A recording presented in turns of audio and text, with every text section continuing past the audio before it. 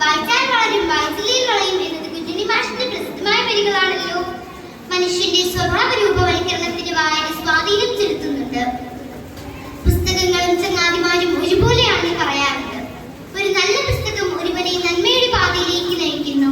Digital വായനയിലൂടെയും വായിച്ചു വളർന്ന് ഭാരതത്തിന്റെ അഖണ്ഡതയും സംസ്കാരവും ഉയർത്തുവാൻ വേണ്ട പ്രവർത്തനങ്ങളിൽ സജീവമായി പങ്കുചേരും.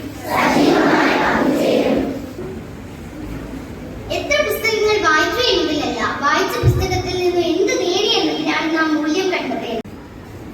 വായിച്ചു ചിന്തിച്ചു ചന്തം പകർന്നിടാം വാക്കുകൾക്കൊക്കെയും കൂട്ടുകാരെ. വാതായനങ്ങൾ തുറന്നിടാമിത്തിരി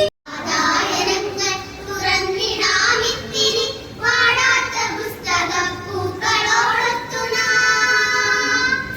വായിച്ചു ചിന്തിച്ചു ചന്തം പകർന്നിടാം വാക്കുകൾക്കൊക്കെയും കൂട്ടുകാരെ. ഏവർക്കും എന്റെ വായനാ ദിനാശംസകൾ. ഞാൻ ഇന്നിവിടെ നിങ്ങൾക്ക് മുമ്പിൽ പറയുവാൻ ആഗ്രഹിക്കുന്നത് ഞാൻ വായിച്ച ഒരു പുസ്തകത്തെ പറ്റിയാണ്. A child, a teacher, a friend and a book can change the world. Malala യൂസഫ്സായിയുടെ വാക്കുകളാണിവ. ഇന്ന് ലോകം മലാലയെ തിരിച്ചറിയുന്നത് ഏറ്റവും പ്രായം കുറഞ്ഞ നോബൽ സമ്മാന ജേതാവെന്നല്ല, മറിച്ച് സ്ത്രീ ശാക്തീകരണത്തിനും സ്ത്രീ വിദ്യാഭ്യാസത്തിനും വേണ്ടി പോരാടിയ ധീരയായ പെൺകുട്ടി എന്ന നിലയ്ക്കാണ്. Do you know about Abraham Lincoln?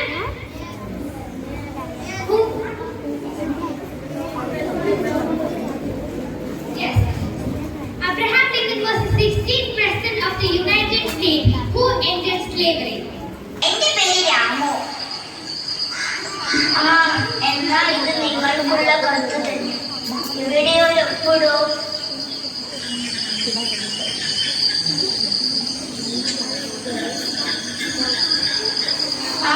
ഒപ്പിടാനൊന്നും അറിയില്ലല്ലേ?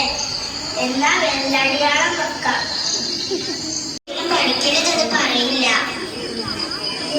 മക്കളെ വരൂ.